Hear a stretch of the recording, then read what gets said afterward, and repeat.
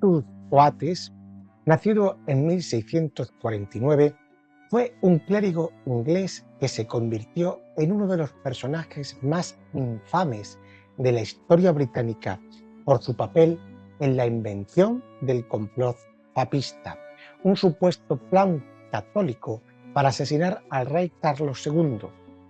Hijo de Samuel Oates, un predicador bautista, a lo largo de su vida transitó entre varias denominaciones religiosas y cargos, siempre envuelto en escándalos y comportamientos dudosos. En 1678 afirmó haber descubierto una gran conspiración católica para asesinar al rey y colocar a su hermano, el duque de York, en el trono. Sus acusaciones desataron una histeria anticatólica, lo que resultó en la ejecución de numerosos inocentes. Sin embargo, con el tiempo, su mentira se desmoronó. En 1685, bajo el reinado de Jacobo II, fue arrestado, condenado y azotado públicamente por perjurio. Oates sobrevivió, pero su reputación quedó completamente destruida. Murió en 1705, olvidado y despreciado. Pero vamos a dar un repaso por los hechos más destacados de su vida, porque es un personaje fascinante. Aunque se hacía llamar doctor, nunca completó sus estudios universitarios. Fue expulsado de varios colleges por conducta inapropiada y, según se dice, por incompetencia académica. A pesar de esto, logró impresionar a algunas figuras importantes de la época lo suficiente como para abrirse camino en la política religiosa de la época. Titus Oates era conocido por cambiar de lealtad religiosa según le convenía.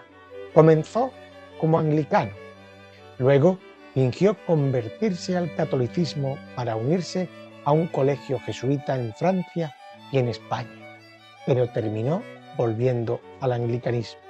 Este cambio de denominación le permitió infiltrarse en círculos católicos, donde supuestamente descubrió la conspiración papista.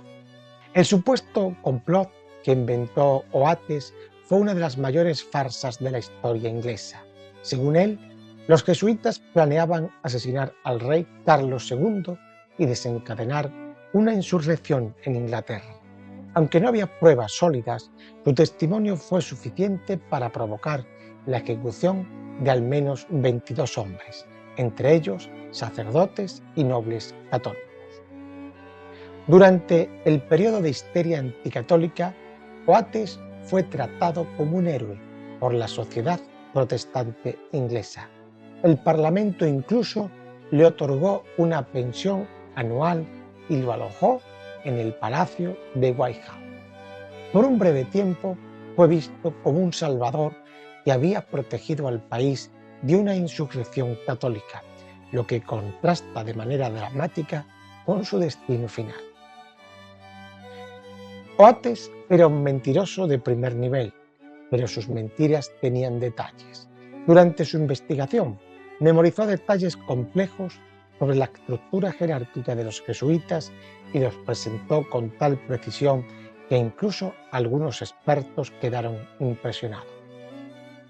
Sin embargo, varios de sus testimonios eran también tan absurdos que resulta increíble que fueran aceptados. Por ejemplo, en una ocasión informó haber estado presente en reuniones secretas en Londres cuando en realidad se encontraba en Francia.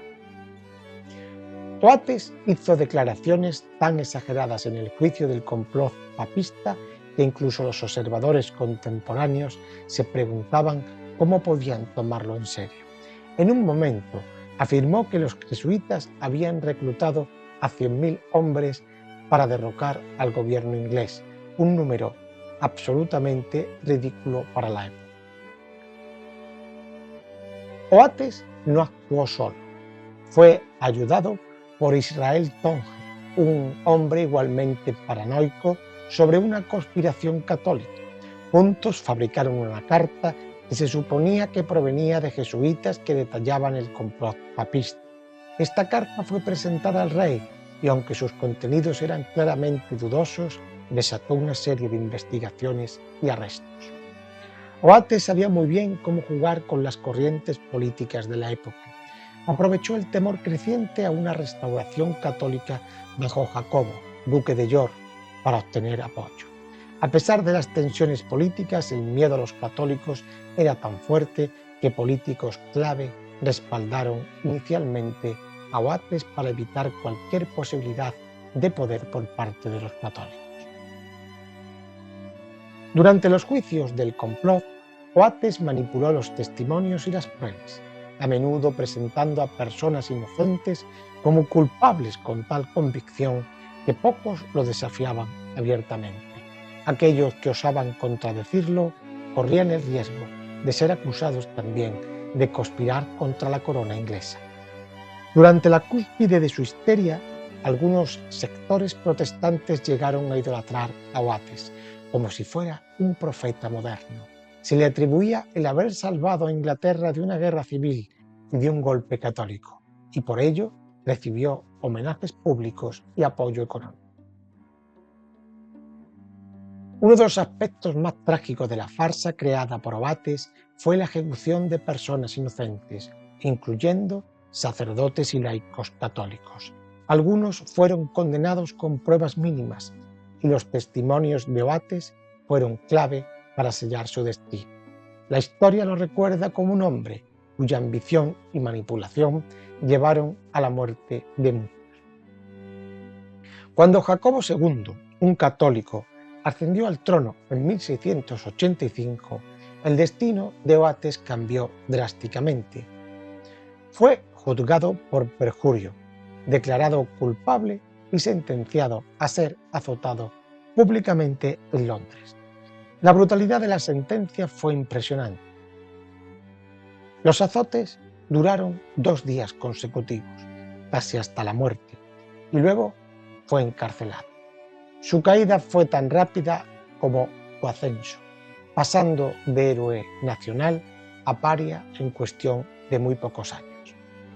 A pesar de la severidad de su castigo, sobrevivió a su condena, algo que sorprendió a muchos contemporáneos. Se le impuso una cadena perpetua, pero fue liberado más tarde bajo el gobierno de Guillermo III.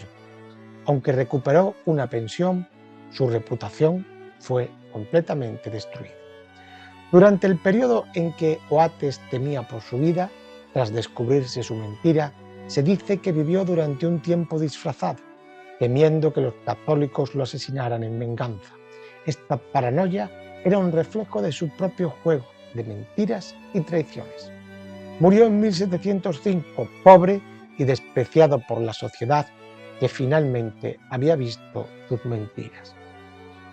El caso de Titus Oates es uno de los ejemplos más notables de cómo el miedo y la desinformación pueden desencadenar una histeria colectiva. A pesar de la falta de pruebas, el clima político y religioso de la época permitió que sus acusaciones tuvieran consecuencias devastadoras. Pues hasta aquí nuestro repaso a la historia de hoy. Ya sabes que tienes cientos de vídeos en mi canal para seguir profundizando en el conocimiento. Si te ha gustado, déjanos un like, suscríbete a nuestro canal activando la campanita, comenta y comparte.